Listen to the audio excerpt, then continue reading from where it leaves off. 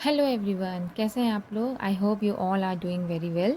So welcome back to my BEd series. In our last video, we learned about all the stages of development, as you know, from infancy to adolescency. If you missed that video, you can visit the related video.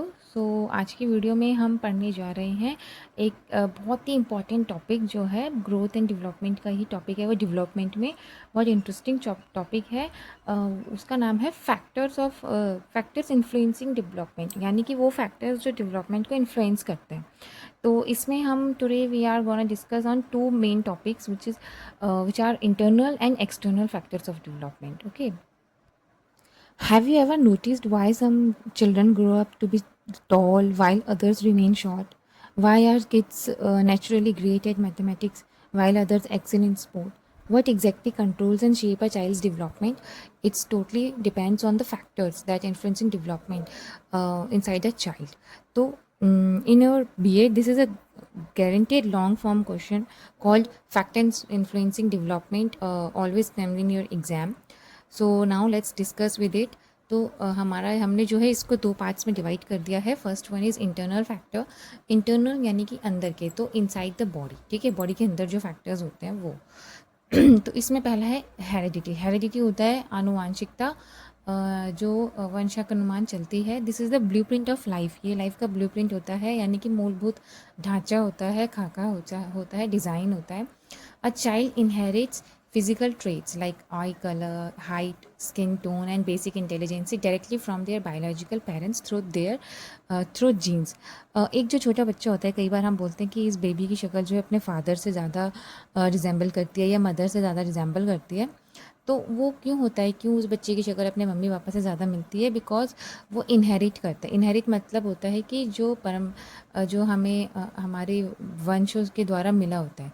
तो बच्चे inherit करता है वो शारीरिक मानसिक trait, वो गुण अपने माँ बाप से, जो उसको जीन्स के थ्रू मिलते हैं, जैसे आँखों का कलर, हाइट, उसका स्किन टोन, उसका बेसिक इंटेलिजेंसी.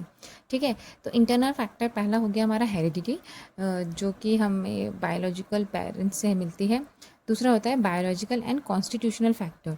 ये क्या होता है? A child's constitutional health matter significantly. For example, if a child born with chronic illness और congenital health issues, their physical and mental growth will naturally be slower compared to a healthy child. अगर कोई बच्चा जन्म से ही किसी बीमारी के साथ या पैदा होता है, तो उसको जो है या ऐसा होता है कि जैसे उसके घर में किसी को वो बीमारी रही हो, उसके साथ वो पैदा होता है, तो वो जो उसकी ग्रोथ होगी वो as compare to a healthy child वो थोड़ा स्लो हो जाएगी. ठीक है, फिर तीसरा फैक्टर आता है intelligence. High intelligence helps a child adept, analyse and learn complex skills much faster which directly accelerate their cognitive development. अगर किसी बच्चे का जो है हाई इंटेलिजेंसी, उसकी बुद्धिमत्ता, उसकी कैचिंग पावर बहुत तेज़ है, तो जो कॉम्प्लेक्स स्किल्स होती हैं, जो कठिन सवाल होते हैं या कॉम्प्लेक्स टास्क होते हैं, उसके लिए वो इजीली उनको ज़्यादा अच्छे से ग्रैप कर पाता है रेदर देन और बच्चों से जिनका इंटेलिजेंसी ज़्यादा हाई नहीं होता है. तो ये थे हमारे इंटरनल फैक्टर्स जो इनसाइड द बॉडी होते हैं, और जिसमें पहला था हेरिडिटी, सेकंड था बायोलॉजिकल एंड कॉन्स्टिट्यूशनल फैक्टर्स, और तीसरा था हमारी इंटेलिजेंसी. अब हम बात करते हैं सेकंड फैक्टर के बारे में. Okay, now let's look to the second factor named external factor, जो कि आउटसाइड द बॉडी यानी बॉडी के बाहर होते हैं. And these are environmental factors that influence child from the outside. ये वो इन्वायरमेंटल फैक्टर होते हैं जो बच्चे को उसके आसपास के सराउंडिंग से मिलते हैं, उसके इन्वायरमेंट से मिलते हैं, उसके वातावरण से मिलते हैं, उसके हैबिटेट से मिलते हैं जहाँ पे वो रह रहा है. ठीक है, first one, environment in the वॉर्म, यानी कि एक गर्भ के अंदर उसका इन्वायरमेंट. जब कोई ये डेवलपमेंट भी बहुत ज़्यादा ज़रूरी होता है. अगर कोई मदर, जो लेडी है, प्रेग्नेंट है, और वो स्ट्रेस्ड है, या फिर वो ठीक से खाना पीना नहीं ले रही है, या फिर हार्मफुल मेडिकेशंस ले रही है, या हार्मफुल दवाइयाँ ले रही है, या वो उन चीज़ों का सेवन कर रही है, उन चीज़ों को ले रही है जो कि बेबी के लिए और साथ साथ उसके हेल्थ के लिए अच्छे नहीं हैं, ये फैक्टर भी जो है बेबी की हेल्थ को, जो अंदर फिटस होता है उसकी ग्रोथ को ज़रूर क्या करते हैं, डैमेज करते हैं. दूसरा होता है न्यूट्रिशन. पोस्ट बर्थ, जन्म के बाद, a child needs a balance diet. एक बच्चे को बैलेंस डाइट की बहुत ज़्यादा ज़रूरत होती है, क्योंकि वो एक जो बेबी होता है छोटा, वो बहुत जल्दी ग्रोथ करता है, अपने हाथ पैर उसके बड़े होते हैं, फिंगर्स बड़ी होती है, हेयर्स बड़े होते हैं। तो उस ग्रोथ के लिए उसके इंटरनल पार्ट्स, इंटरनल ऑर्गन्स उसके ग्रो कर रहे होते हैं। उनको ग्रो करने के लिए अच्छे से बेबी को न्यूट्रिशन की बहुत ज़्यादा ज़रूरत होती है। उसके मसल्स स्ट्रांग हो, उसका ब्रेन शार्प हो, उसको जो है प्रोटीन मिले, हर चीज़ मिले, उसकी ग्रोथ हो, वो उसकी कैचिंग पावर स्ट्रांग हो। तो इसके लिए बच्चे को न्यूट्रिशन देना बहुत ज़रूरी होता है। थर्ड फैक्टर आता है family and socialisation, the way parents behave. Parents बच्चे के सामने कैसे बिहेव करते हैं, पेरेंट्स बच्चे को क्या करता हुआ बच्चा पेरेंट्स को क्या करते हुए देखता है, ये भी चीज़ें बहुत ज़्यादा ज़रूरी होती हैं। ठीक है, अगर आपकी फैमिली में बहुत ज़्यादा आप फाइट करते हैं या अब्यूजिंग लैंग्वेज यूज़ करते हैं, तो बच्चा भी वही चीज़ देखता है, वही सीखता है और वैसे ही अग्रेसिव वो बनता है। बट अगर आप बच्चे को प्यार देते हैं, केयर देते हैं, रिस्पेक्ट देते हैं, तो बच्चा वही चीज़ें सीखता है।